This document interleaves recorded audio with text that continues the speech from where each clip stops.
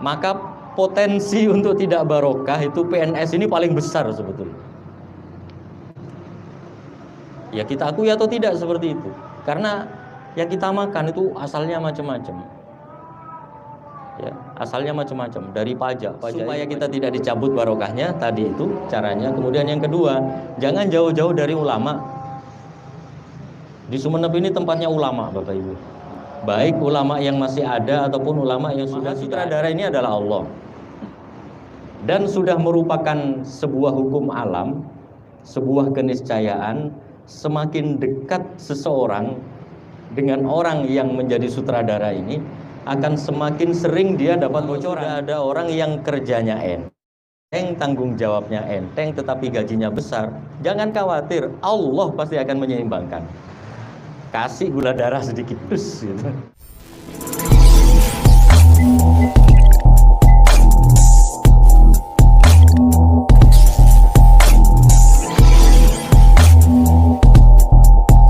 Assalamualaikum warahmatullahi wabarakatuh.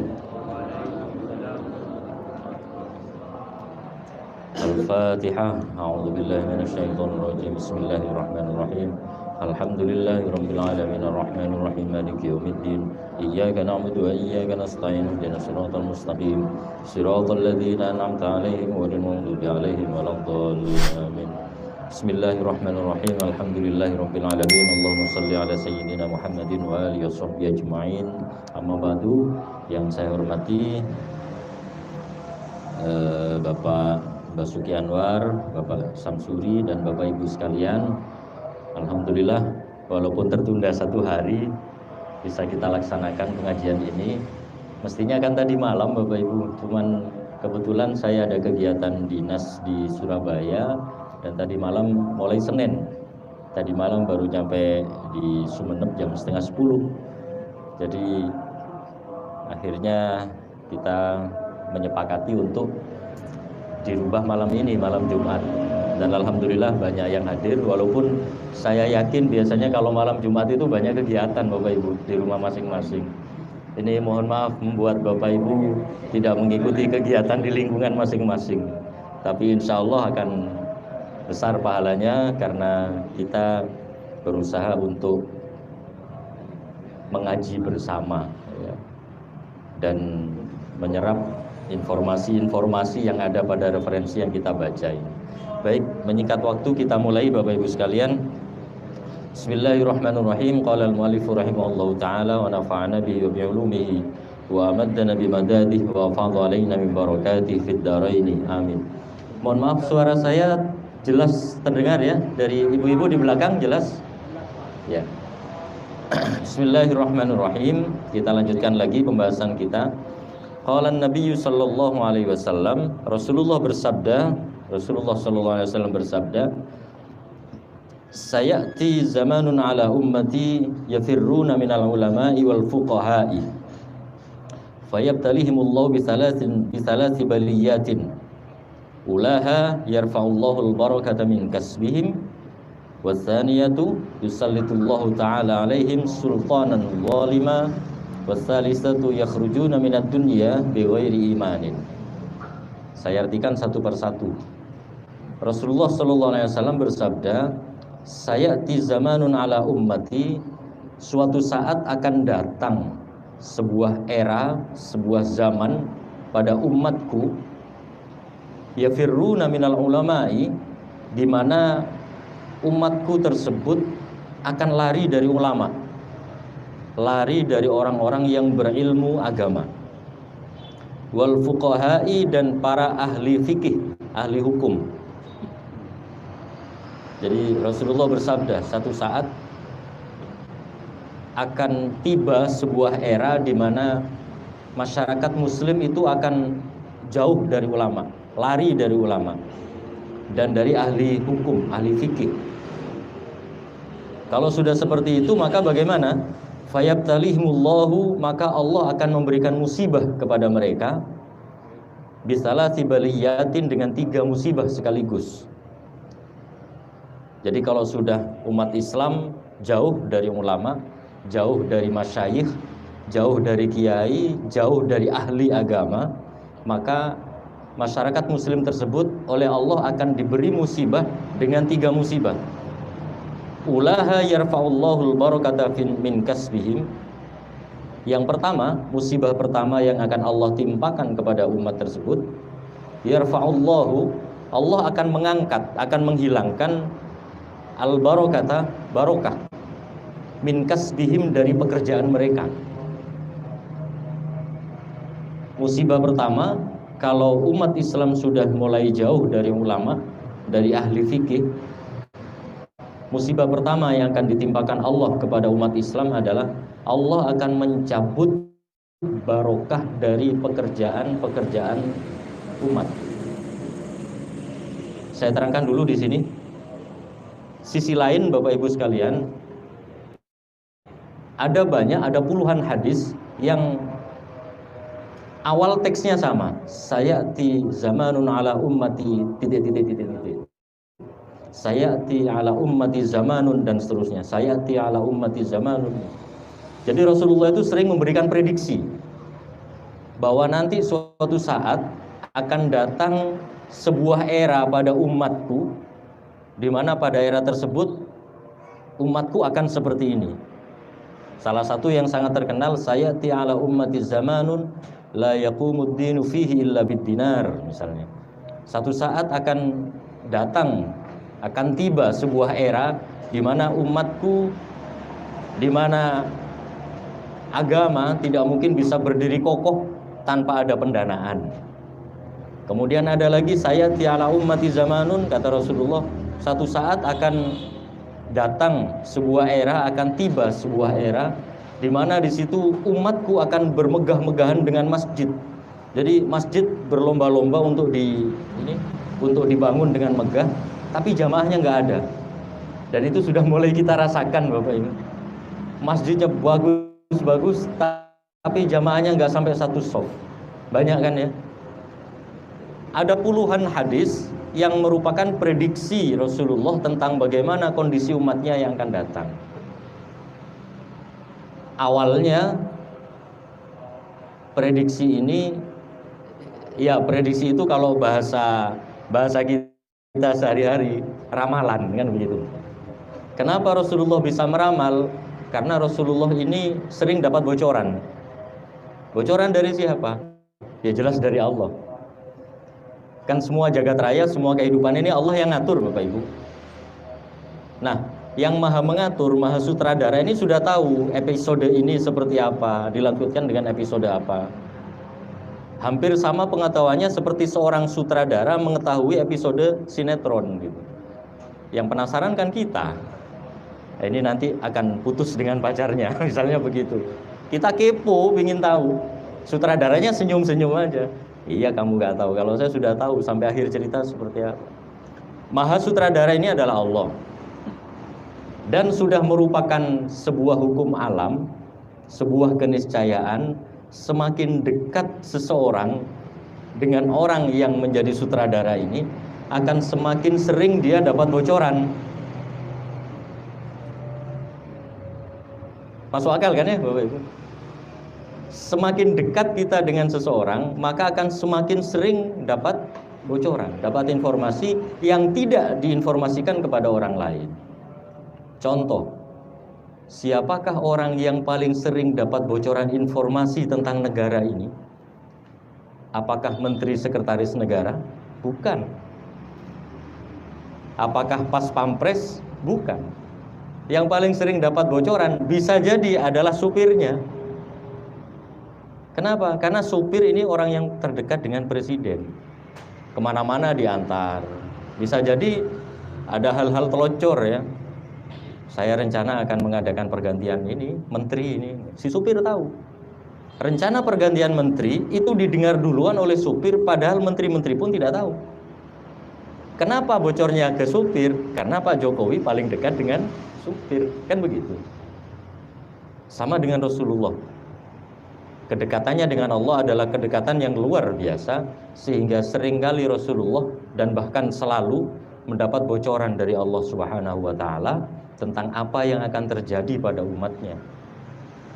Waktu itu sama sekali tidak terprediksi tidak ada yang menyangka bahwa suatu saat umat Islam akan mendirikan masjid yang megah-megah. Mengapa? Karena waktu itu masjid sangat sederhana, Bapak Ibu.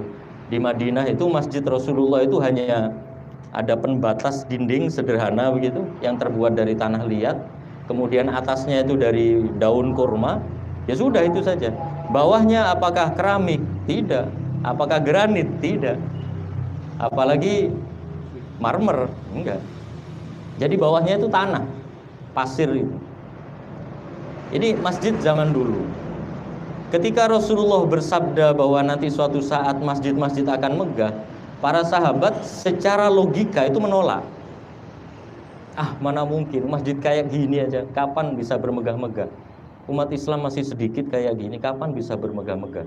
Tetapi karena kepercayaan penuh mereka kepada Rasulullah, mereka tetap percaya. Logika ditaruh dulu, kan begitu ya. Kalau urusan agama, logika taruh dulu. Kepercayaan yang harus didahulukan kepada Rasulullah dan kepada Allah. Tapi nyatanya, alhamdulillah, itu betul-betul terjadi.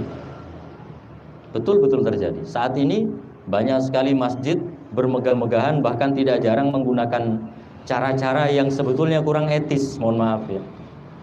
Yang sebetulnya kurang etis untuk mencari dana supaya bisa membangun masjid tanpa memperhitungkan kalau sudah masjid ini besar mau diapakan. Apa jamaahnya banyak? Ternyata tidak. Jamaahnya hanya 5 orang, itu pun sudah bau tanah semua. Sudah hampir game over sudah.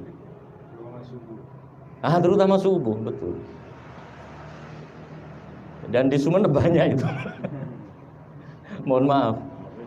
Ini sudah terprediksi 1400 tahun yang lalu oleh Rasulullah, yang waktu itu seakan-akan sesuatu tidak masuk akal. Tapi karena informasi ini adalah bocoran dari Allah, maka pasti akan terjadi. Sama dengan ini. Ini saya terangkan dulu ya, bagaimana Rasulullah itu memprediksi, bahkan Allah pun juga memprediksi suatu hal. Salah satunya yang terkenal dalam surat Ar-Rum. Ghulibatir Rum. Artinya ghulibat itu dikalahkan. Ar-Rum, Romawi. Waktu itu Romawi, pada zaman Rasulullah, kerajaan Romawi ini adalah kerajaan terkuat di seluruh dunia, adidaya. Sama seperti Amerika Serikat mungkin pada saat ini. Ketika Al-Quran diturunkan oleh Allah, wahyu ghulibatir Rum, satu saat Romawi akan dikalahkan. Para sahabat ini logikanya menolak. Mana mungkin negara sebesar itu akan kalah? Sama seperti sekarang lah, Amerika akan segera kalah. Mana mungkin, kan begitu ya? Dengan persenjataan mereka yang begitu hebat, dan dengan keterampilan berperang mereka, armadanya juga sangat besar, mana mungkin kalah? Tetapi karena ini adalah Al-Quran, sahabat waktu itu menerima saja, pasti akan terjadi. Dan ternyata betul, beberapa saat kemudian, tanpa disangka-sangka, Romawi yang begitu besar itu kalah perang akhirnya. Ini prediksi, membuktikan bahwa keimanan kita itu harus diletakkan di posisi paling atas ketika berbenturan dengan logika. Kalau di sini ada Al-Quran, di sini ada logika, maka Al-Qurannya taruh di atas, logikanya taruh bawah. Jangan sebaliknya. Saat ini sudah mulai banyak aliran-aliran keagamaan yang mengatakan Al-Quran kita ikuti kalau logis, kalau masuk akal. Kalau nggak masuk akal, nggak usah diikuti, nggak apa-apa. Ada aliran seperti itu. Dulu dikenal dengan istilah Jamaah Islam Liberal atau JIL. Jadi karena liberal, maka Al-Quran ditafsirkan semau mereka. Contoh, pernah viral ini, bahwa perkawinan sejenis, laki-laki dengan laki-laki, perempuan dengan perempuan, itu boleh. Kenapa? Karena di dalam Al-Quran itu tidak ada kata-kata az-zauj dan zaujah. Az-zauj itu artinya suami, zaujah artinya istri. Yang ada hanya azwajan, berpasang-pasangan. Berpasang-pasangan itu tidak harus perempuan dengan laki-laki. Toh di Al-Quran ada kata-kata ar-rijalu qawwamuna 'alan nisa. Ada rijal artinya laki-laki, an-nisa ini perempuan. Ini kalau kemudian laki-laki harus berpasangan dengan perempuan, nggak fair dong, kata mereka ini. Kalau misalnya ada seorang laki-laki senang pada laki-laki, maka ini berarti laki-laki yang satunya ini adalah laki-laki tulen, laki-laki yang jadi istrinya, gay, itu adalah laki-laki tetapi jenisnya perempuan. Sehingga boleh mereka nikah laki-laki dengan laki-laki. Saya mikir apa mau main pedang-pedangan apa gimana ini gitu. Ini mereka tafsirnya seperti itu. Jadi akhirnya antara wahyu dengan logika, logikanya taruh di atas, Al-Quran taruh di bawah. Bagaimana ini? Murtad. Membahas Al-Quran secara ngawur, apalagi dikaitkan dengan nafsunya sendiri. Ini penghinaan kepada Al-Quran, dan itu hukumnya murtad. Hati-hati ya. Jadi apapun yang dikatakan oleh Allah yang menjadi ajaran Islam ini adalah sesuatu yang bersifat mutlak,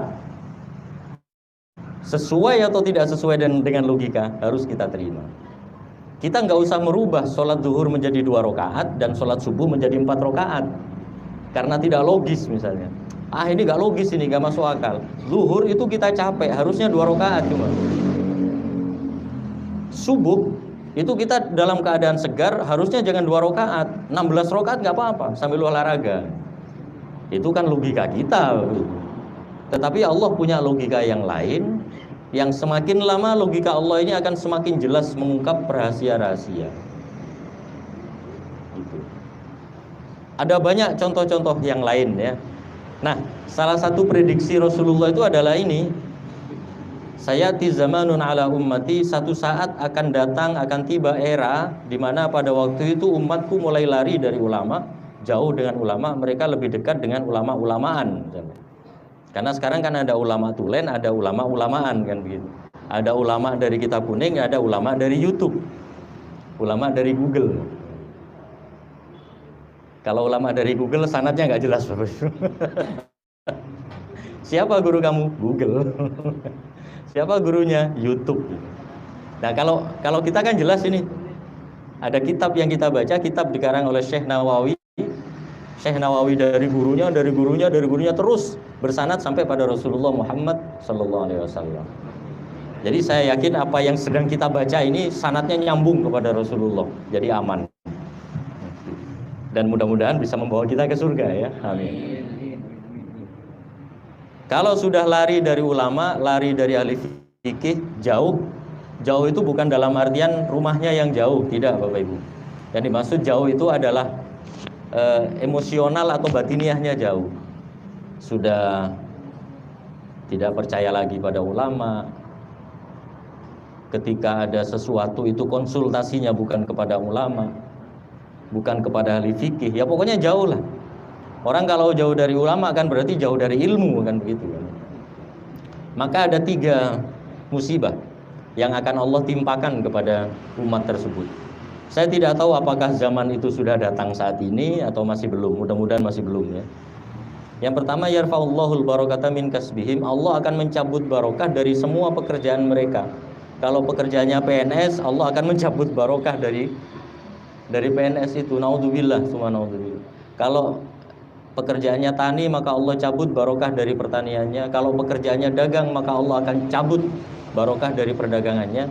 Dan sesuatu kalau sudah tidak mengandung barokah Bapak Ibu, maka hal tersebut tidak akan membawa kepada kebaikan, tapi justru membawa kepada kehancuran. Apa sih barokah itu kan begitu ya. Bapak Ibu percaya nggak sama barokah? Harus percaya. Ada dalam hadis. Barokah itu apa? Al-barokah ziyadatul khair minallah. Barokah itu adalah bonus tambahan kebaikan dari Allah. Jadi kalau misalnya ada sebuah benda bernilai 10, ketika barokah maka 10 ini bisa jadi menjadi 20, 30, 40, 100 dan seterusnya. Ada barokah yang dirasakan sangat nyata, ada barokah yang dirasakan tidak secara langsung. Contoh barokah yang nyata itu sering kelihatan ketika Rasulullah masih hidup. Pernah satu saat demikian. Ada seseorang muslim ya, sahabat Rasulullah, mengundang Rasulullah untuk makan di rumahnya karena ada tasyakuran. Ya Rasul, saya ada acara tasyakuran. Saya nyembelih kambing satu, kecil kambingnya Rasul. Nanti ngereng ya tore adeer, compo abdina. Rasulullah gembira seperti itu. Oh iya, nanti. Karena beliau idkhalus surur terus ya, seperti pembahasan kita yang pertama itu. Idkhalus surur, menyenangkan hati orang. Tapi tidak disangka-sangka Bapak Ibu, Rasulullah tidak datang sendirian. Beliau datang dengan seluruh santrinya yang ada pada ahli sufah, yang jumlahnya banyak ini. Mengundang sahabat yang lain juga. Ayo, ini ada sahabat mau nyembelih kambing, kita diajak makan-makan. Berbondong-bondonglah menuju rumah sahabat yang hanya nyembelih kambing kecil itu.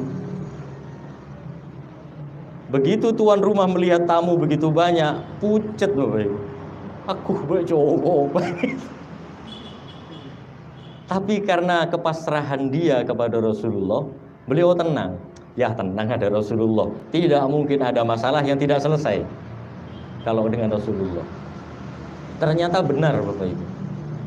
Masakan yang sedikit itu langsung diambil sendiri oleh Rasulullah dan dibagikan kepada seluruh sahabat. Tidak habis-habis. Sekian puluh orang yang seharusnya kambing itu dimakan 10 orang, ini bisa menjadi dimakan 50 orang. Terus gitu dimakan. Dan semuanya kenyang. Dan masih ada sisa. Ini barokah. Barokah yang langsung bisa dirasakan. Ada barokah yang tidak dirasakan tetapi nyata. Contoh, sebuah pekerjaan, kayaknya pemasukannya biasa-biasa saja, pas-pasan saja, tetapi ternyata mampu menguliahkan anaknya, mampu beli rumah, mampu beli mobil, cukup saja. Jangan dilogikakan ini, jangan, ya, nggak bisa. Sekarang begini aja, PNS itu kan banyak Bapak Ibu, PNS itu banyak, tetapi ada PNS yang sejahtera, ada PNS yang tidak sejahtera.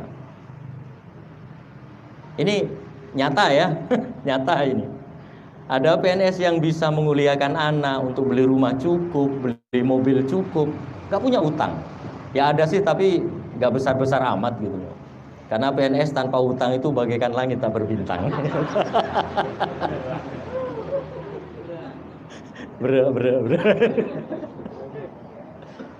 Tapi ada PNS bukan hanya suaminya, suami istri PNS.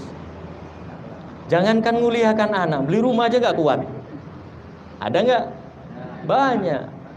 Lalu apa yang membedakan? Yang membedakan hanya satu, barokah. Kalau sesuatu sudah dicabut barokahnya oleh Allah, palang. Cepon ring Madura, palang. Kalau sudah barokah dicabut dari rizki kita, dari pekerjaan kita, maka pekerjaan itu yang kita rasakan hanya ruwetnya. Rizkinya tidak bisa kita rasakan. Belum 1 minggu, tahu-tahu gaji sudah habis. Ketika ditanya, demaan ya? Dihitung-hitung bener, memang habis sungguhan, masuk akal. Ada saja. Saya kan sering dalam pembinaan, dalam diskusi-diskusi itu mengatakan bahwa barokah itu memang langsung dari Allah, dan salah satu cara untuk meraih barokah ini adalah kita bekerja dengan sebaik-baiknya. Kan sudah sering saya katakan bahwa tingkat pekerjaan itu pasti sebanding dengan penghasilan. Pekerjaannya semakin berat, tanggung jawab semakin berat, maka penghasilannya juga akan semakin besar. Dan ini pasti seimbang sampai kapanpun. Kalau pekerjaannya berat tetapi gajinya sedikit, gak usah khawatir. Allah akan menambah barokahnya sehingga gaji yang sedikit ini pasti nanti cukup untuk apapun. Dan itu banyak terbukti. Pekerjaan berat, wewenangnya tanggung jawabnya juga berat, ternyata gajinya sedikit. Gak apa-apa saya sebut merek saja, kayak saudara-saudara kita operator yang non PNS misalnya ya. Kerjaannya berat. Kalau di Sumeneb insya Allah enggak ada ya. Kalau di daerah lain itu kalau sudah sertifikasi cair, guru-guru masuk ke mall, operator masuk rumah sakit. Kenapa overload gitu. Saya kerjaan berat Pak siang malam, apalagi kalau sudah mau pencairan. Tapi gaji saya sedikit, sudah tenang aja. Gaji yang sedikit itu pasti akan ditambah oleh Allah, barokahnya. Tetapi sebaliknya, pekerjaannya enteng, gajinya besar, hati-hati. PNS masuk jam 9, jam 11 pulang. Pagi datang ke kantor setengah 7, fingerprint. Saya bisa lihat lewat CCTV ini. Lalu pulang, datang jam 10, jam 11, balik lagi pulang. Katanya ke lapangan. Enggak tahu ini lapangan sepakat di Lenteng sana atau lapangan mana. Jam setengah 5 ketika pegawai sudah sepi, balik lagi, finger lagi. Makanya saya paling seneng kalau melihat CCTV rekamannya itu jam setengah 7 sama jam setengah 5 sore. Sabar ya seketika. Kerjaannya nggak jelas, enteng banget. Tapi gaji dapat, tunjangan kinerja dapat, lauk pauk dapat. Kalau sudah ada orang yang kerjanya enteng, tanggung jawabnya enteng, tetapi gajinya besar, jangan khawatir, Allah pasti akan menyeimbangkan. Kasih gula darah sedikit, gitu. Tahu-tahu anaknya blenger, mesakat, lebih dari meler itu sudah. Anaknya gini, keluarganya bermasalah dan sebagainya dan sebagainya. Akhirnya gaji yang besar ini juga akhirnya seimbang dengan pekerjaannya. Kalau nggak percaya, ya nggak usah dibuktikan ya, nggak usah dibuktikan. Kalau nggak percaya, lihat aja sudah. Makanya tidak ada pilihan lain untuk kita selain bekerja dengan seserius mungkin. Insya Allah barokahnya besar.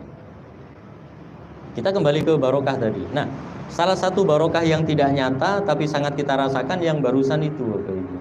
Dan kalau kita sudah jauh dari ulama, maka Allah akan memberi kita musibah. Yang pertama adalah barokah dicabut dari pekerjaan kita. Wassalamualaikum, sudah itu. Sulit bagi kita untuk sejahtera. Kita break dulu, ada azan.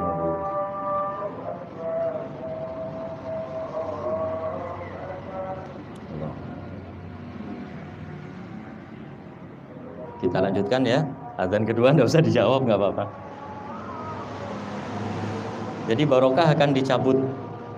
Dan ini satu hal yang betul-betul harus kita doakan supaya tidak terjadi.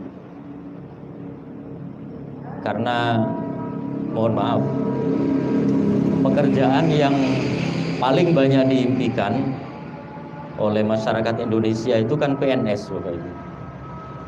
Kan iya ya. Bahkan ketika ada PNS masih bujang, maka seolah-olah ngelamar anaknya siapapun ditanggung halal. Ketika mengatakan, Pak, saya akan lamar anaknya Bapak dan saya sudah PNS. Wah, nggak usah dilihat bagaimana akhlaknya, masuk gitu. Karena kesejahteraannya katanya terjamin. Walaupun ternyata banyak PNS yang utangnya besar, terus dapat pensiunan dan lain sebagainya. Kita ini Bapak Ibu PNS itu digaji dari pendapatan negara. Salah satunya adalah lewat pajak. Pajak itu macam-macam. Ada pajak jalan, ada pajak bumi dan bangunan, ada pajak hotel yang sering dibuat tempat selingkuhan, ada pajak dari night club atau klub malam yang dibuat tempat-tempat kayak gitu. Itu masuk semua ke kita itu. Maka potensi untuk tidak barokah itu PNS ini paling besar sebetulnya. Ya kita akui atau tidak seperti itu. Karena yang kita makan itu asalnya macam-macam. Ya, asalnya macam-macam, dari pajak ini, pajak itu. Bagaimana untuk mempertahankan barokah yang ada pada pekerjaan PNS kita? Saya dulu sempat mikir ya. Sempat pesimis. Saya PNS. Kira-kira bisa enggak ya PNS masuk surga? Itu dari ininya ya. Karena terus terang begini, ini ada istri saya. Dia saksi bagaimana perjalanan hidup saya. Saya dulu sebelum PNS ngajar dan menerima kursus komputer sekaligus jual beli komputer sekaligus servis. servis komputer, hardware atau software. Saya tekuni itu. Begitu jadi PNS, ini mulai berkurang. Gaji PNS waktu itu 850.000 CPNS ya. Saya masih ingat, struknya ada di istri saya sampai sekarang. Tapi ternyata Bapak Ibu, yang saya rasakan, penghasilan saya sebelumnya yang non PNS itu tidak sampai 800.000, tapi awet. Saya bisa menyekolahkan 3 orang adik saya karena emang nggak punya orang tua. Ini ada saksinya, istri saya. Saya bisa nyekolahkan mereka sampai menikahkan mereka. Tapi dengan gaji 850, tidak sampai 20 hari sudah habis. Arah perisi gitu kan posang. Walaupun akhirnya formulanya saya temukan memang harus diimbangi dengan sedekah gitu. Sedekah kepada anak yatim, sedekah kepada orang miskin, terutama anak yatim. Ini yang mengimbangi barokah kita. Jadi pertama tadi barokah itu bisa kita dapatkan dengan bekerja seserius mungkin. Semakin serius kita kerja, semakin barokah ya. Semakin kita tidak menyusahkan orang lain di pekerjaan kita, insya Allah semakin barokah. Terus kelangkung. Kemudian yang kedua, imbangi dengan sedekah. Ya, sedekah tidak harus banyak ya. Alhamdulillah kalau bisa banyak. Sedekah itu tidak apa-apa banyak, yang penting ikhlas Bapak Ibu. Bisa dipahami ya? Sedekah itu nggak apa-apa banyak, yang penting ikhlas. Bro ini Pak.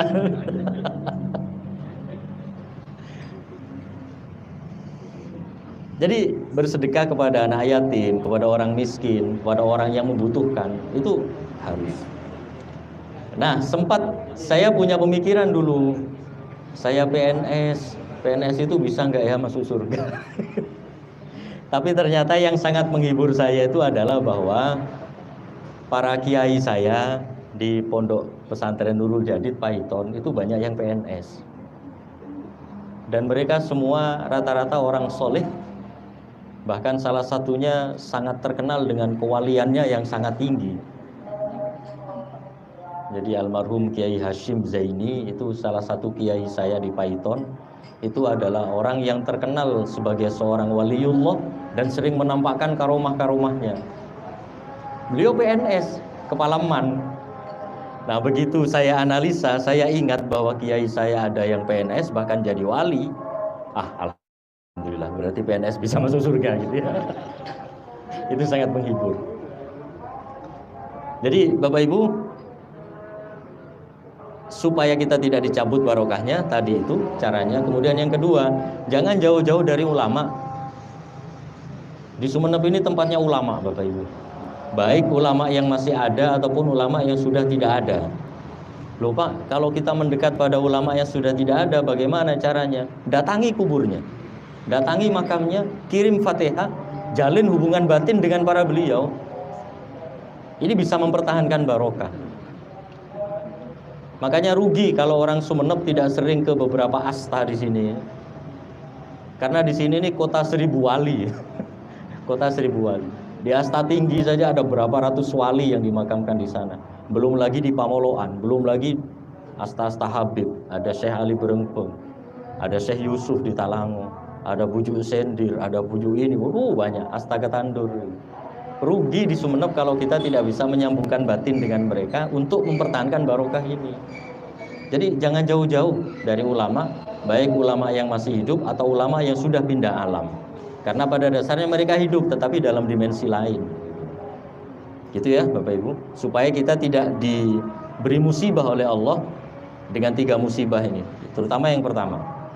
Kemudian musibah yang kedua yang akan diberikan Allah kepada kita sebagai bonus apabila kita jauh dari ulama, yusallitullahu ta'ala alaihim sultanan zalima. Allah akan memberikan penguasa, akan memberikan pemimpin yang memimpin daerah itu yang sifatnya zalim. Jadi pimpinannya pimpinan yang zalim. Kalau ada sebuah daerah, bupatinya zalim, gubernurnya zalim, presidennya zalim, bisa jadi penduduk negeri itu adalah penduduk yang sudah jauh dari ulama. Tapi insya Allah kalau kita masih tidak ke sana ya, Alhamdulillah pemerintah kita luar biasa. Ya terlepas dari para haters ya. Namanya orang ya pasti suka, pasti tidak suka. Jangankan presiden kita, Rasulullah aja punya haters, punya para pembenci. Dan pembencinya justru orang dekat beliau, Abu Lahab, Abu Jahal, paman-paman beliau.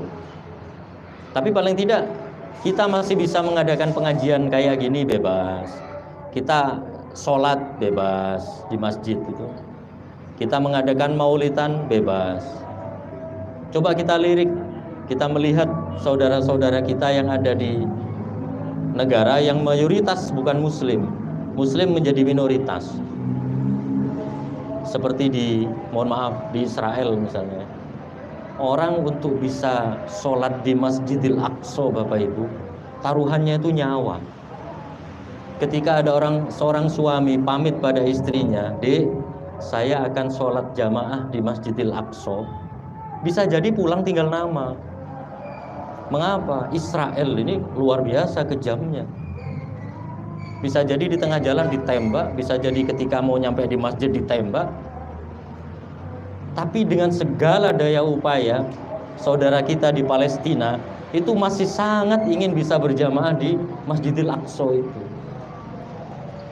Lah kita negara aman, masjid sepi, Bapak Ibu.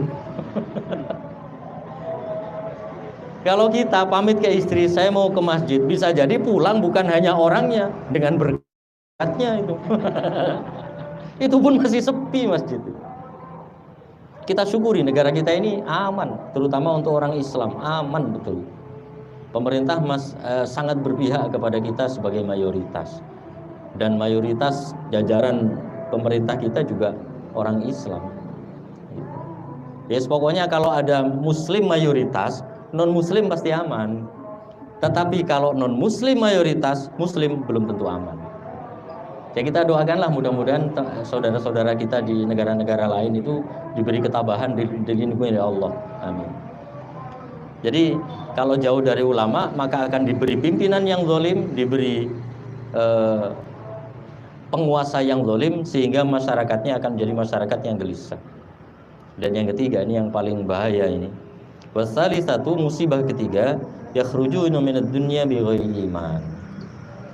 Yang ketiga musibahnya yang paling dahsyat adalah bisa jadi orang-orang yang jauh dari ulama ini akan wafat, akan dicabut nyawanya oleh Allah tanpa membawa iman. Naudzubillah summa naudzubillah. Karena hidup seseorang itu sangat ditentukan di akhir, Bapak Ibu. Silahkan soleh sesoleh-solehnya, puasa tiap hari, sholat sampai tidak bangun-bangun dari sujud, tetapi ketika ditakdirkan su'ul khotimah, naudzubillah, ketika wafat ternyata dalam keadaan tidak membawa iman, selesai, tidak ada harapan untuk masuk surga.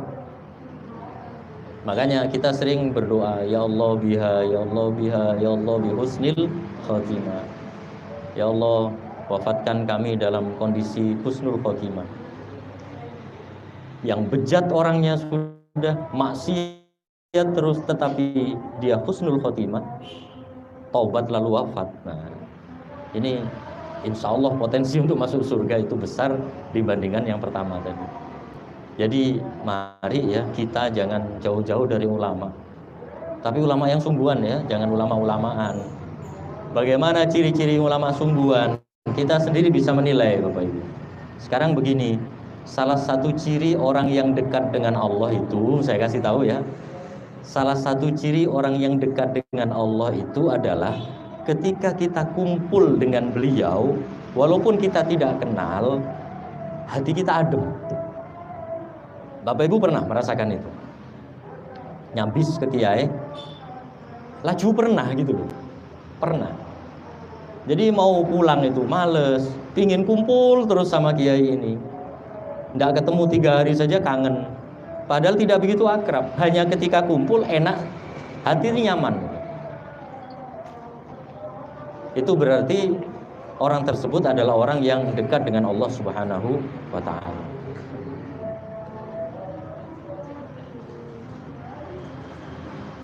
Jadi Bapak Ibu sekalian, di sini boleh dikatakan bahwa ulama fuqaha itu adalah tower yang bisa memancarkan sinyal, yang semakin dekat kita dengan tower tersebut, maka sinyal kita akan semakin kuat dan hubungan kita kepada Allah, kepada Rasulullah akan semakin lancar. Bapak Ibu, demikian pengajian pada malam hari ini. Kalau mau ada dialog, monggo, masih ada waktu.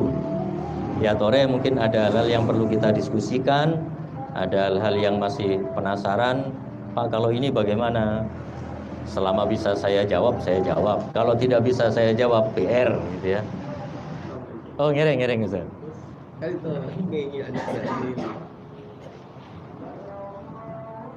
Juga sempat kubur anak yatim. Bahkan seseorang meninggal dan punya anak kecil, tapi anak yatim. Kebiasaan di masyarakat di depan Afrika atas ini banyak bertujuan, padahal beliau punya anak yatim. Nah, kita sebagai jamaah kami berkesuburan itu tapi nafas saya. Nafas ada berpikir tak sampai ada punya anak yatim. Ada bertakwa sudah punya anak yatim. Saya itu berpikir dengan begitu kalau ada setan. Tapi kenapa saya kenapa kenapa pikir kiwan waktu itu sekali dan udah berpikir sekarang sama. Motor sekarang Ustaz Samsuri, saya harus hati-hati menjawab ini. Nanti dikira nggak mau sama tahlil. Begini, saya jelaskan. Di dalam tahlil itu ada unsur zikir, ada unsur yang sangat positif yaitu mendoakan kepada mayit, dan di situ ada juga unsur adat kebudayaan. Ini harus kita bedakan, ya, harus kita bedakan. Salah satu yang harus diluruskan itu adalah ketika tahlil ini memberatkan tuan rumah. Gimana Pak? Kalau tahlil memberatkan tuan rumah, berarti tahlilnya ditiadakan. Jangan. Tahlilnya ditetapkan, konsumsinya yang disederhanakan.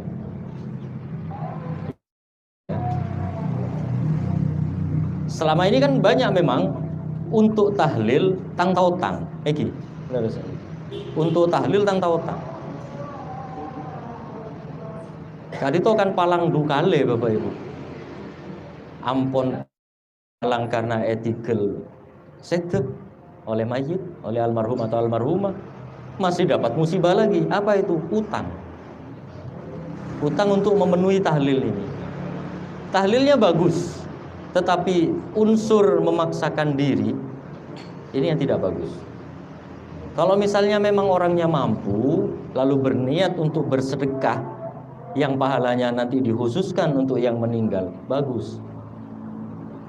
Lalu bagaimana pemecahannya?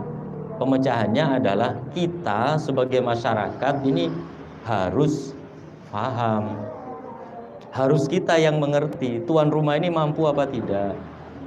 Ya, mungkin di sini ada yang menjadi ketua RT, ada yang menjadi ketua RW. Mohon ini diberi pemahaman, Pak. Jangan tahlilnya yang dihilangkan, tapi konsumsinya disesuaikan. Kalau orang yang meninggal itu kaya, silakan, tidak apa-apa. Mungkin ini niatnya sedekah. Tetapi kalau yang meninggal orang miskin, apalagi masih punya anak yatim di situ, hati-hati, Pak. Harus orang yang paham yang mengingatkan ini. Datangi tuan rumah, sudah, yang penting nanti tidak usah konsumsi, kami akan tetap berdoa, kami akan tetap tahlil. Kalaupun maksa nanti ya sudah, tapi ala kadarnya saja, jangan terlalu dipaksakan, misalnya begitu. Dan ini harus disosialisasikan pada masyarakat. Saya nggak le ya, ada orang tandi, sampai ngongoan mau tak beri konsumsi. Kalau kita tahlil hanya untuk makan malam gratis, mending sudah tidak usah tahlil daripada menyengsarakan orang ini. Jadi solusinya bagaimana? Tahlilnya tetap, berdoanya tetap, tetapi konsumsinya yang harus disederhanakan. Ya. Ini sudah mulai harus diluruskan. Dan alhamdulillah di beberapa daerah Bapak Ibu sekarang sudah mulai berlaku ini. Siapapun yang meninggal yang tahlil cukup diberi minuman kemasan itu, aqua.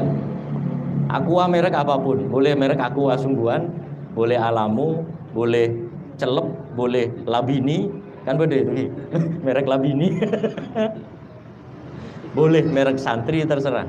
Kan ini tidak memberatkan sudah. Ini positif. Tahlilnya tetap, konsumsinya ada yang disesuaikan. Kalau ada hal-hal saya kata coba Ustaz Samsuri gele, kita harus meluruskan sebagai orang yang paham tentang itu, Ustaz. Oke lah, yang pertama mungkin hari pertama kasih ini kalau tidak dimakan mubadir, makan saja nggak apa-apa. Siapa tahu jadi sedekah untuk almarhum. Tetapi setelah itu harus ada pemahaman kepada tuan rumah. Ampun Bu, menabi sobung, ampun jangan terlalu dipaksa. Tak saya gitu. Lalu beri pemahaman kepada masyarakat. Insya Allah ini akan jadi lebih positif. Ini mudah-mudahan bisa difahami. Ampun cukup, napa kita boleh? Oh ngereng.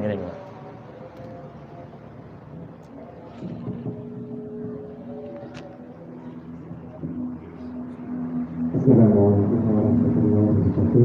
Waalaikumsalam. Langsung bisa saya terkait sekarang seluruh kita tidak boleh jauh dari ulama. Sebetulnya orang keperasaan yang dimaksud ulama yang sebenarnya, apakah mereka yang paham tentang keilmuan istilahnya baik atau yang lain, atau mereka kadang di sebuah kampung, di sebuah desa ada seorang kiai yang notabene mereka tak punya pendidikan masyarakat tak punya, tapi mereka dicobakan oleh masyarakat, dikiaikan oleh masyarakat dan dibutuhkan oleh masyarakat. Dan ketika masyarakat ada keluhan, mereka dapat memberikan solusi. Meskipun mereka tak orang yang mereka tak punya, tapi mereka dapat memberikan dan menunjukkan kepada masyarakat dan dibutuhkan oleh masyarakat. Kenapa mereka juga bisa digolongkan kepada ulama itu?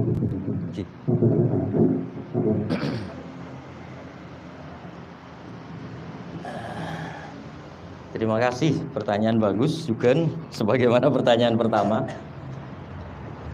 Apakah ulama itu harus bisa baca kitab? Apakah yang bisa baca kitab itu pasti ulama? Jawabannya dua-duanya tidak.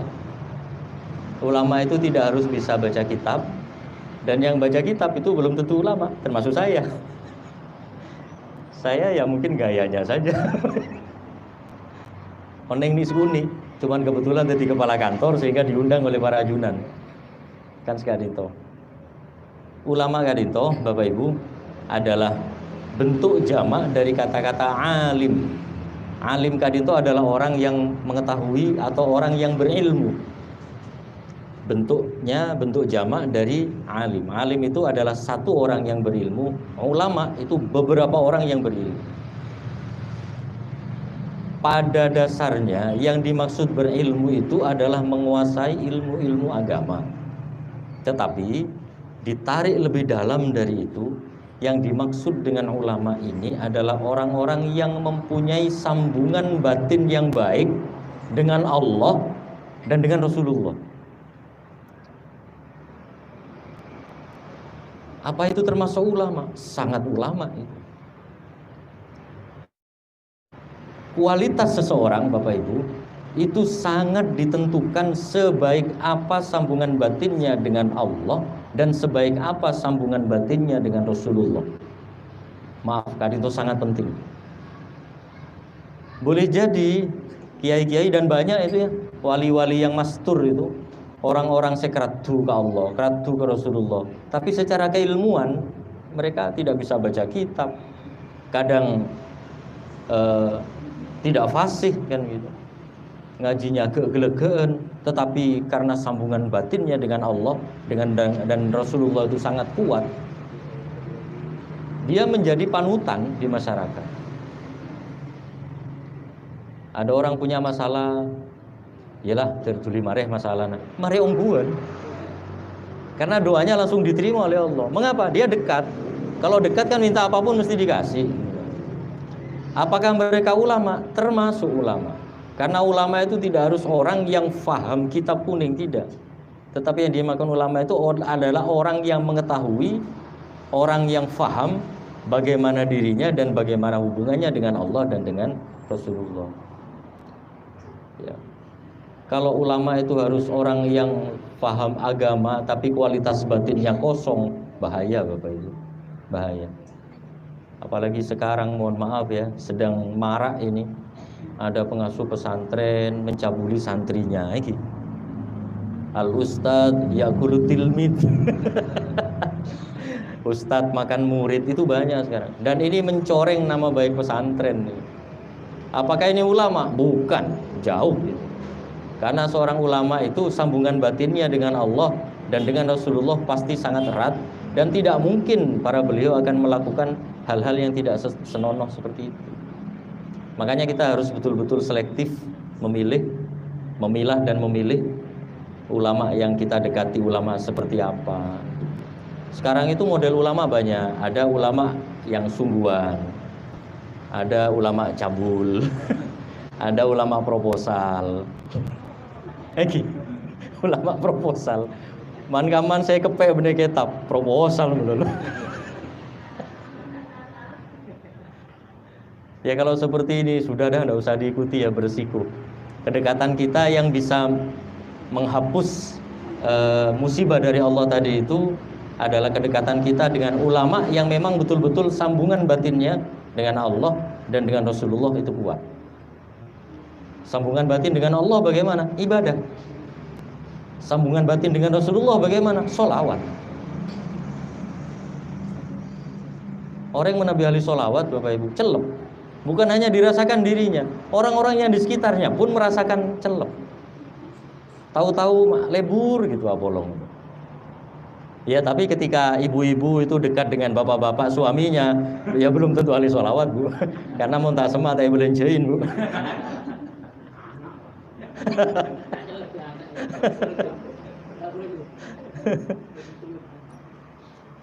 Jadi itu tadi salah satu cirinya ya, ketika kita dekat dengan orang kok kita merasa enak, terus ada semangat untuk beribadah itu loh, semangat untuk zikir, semangat untuk sholawat.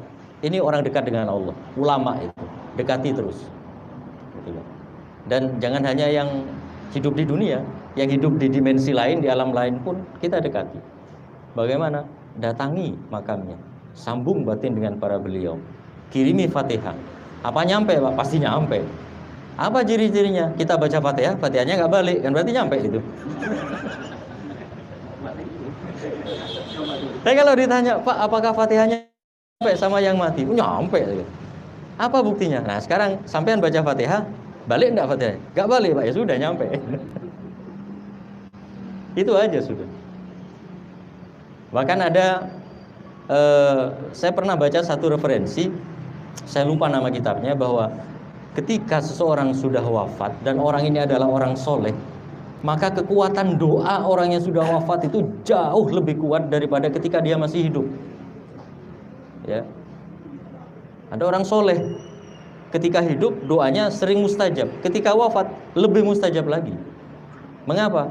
Orang kalau sudah berada di alam ruh, di alam barzakh, mereka tak mikirin nafsu, tidak mikiri dunia, sudah menyatu dengan Allah. Sementara ketika ada di dunia masih terganggu oleh makan, terganggu oleh minum, kadang istrinya getak, kan saya tahu. Itu aja masih kuat doanya, apalagi kalau sudah wafat. Nah, ini nanti malam Jumat ini biasanya saya dengan Pak Basuki ke Asta Tinggi. Pol 10 berangkat, nanti jam 12 pulang. Untuk apa ya? Nggak ada juga. Ini upaya untuk menyambungkan batin. Selain kalau kita ke makbaroh, ke makam, itu kan mengingatkan kita kepada akhirat. Yang masih hidup kita dekati ahli sholawat, ahli zikir, ahli ibadah yang akhlaknya baik ya. Karena ada orang ahli ibadah akhlaknya nggak baik, banyak. Karena berarti ibadahnya hanya lahiriah saja, batiniahnya nggak nyambung. Berarti sambungan dengan Allah, sambungan dengan Rasulullah masih lemah. Itu tidak layak untuk kita dekati. Tikel kor kenal pripun, tahu sama semua dulu oleh tak selai. Bapak Ibu, saya kira cukup ya. Untuk hal lain nanti kita diskusikan di luar forum pengajian ini.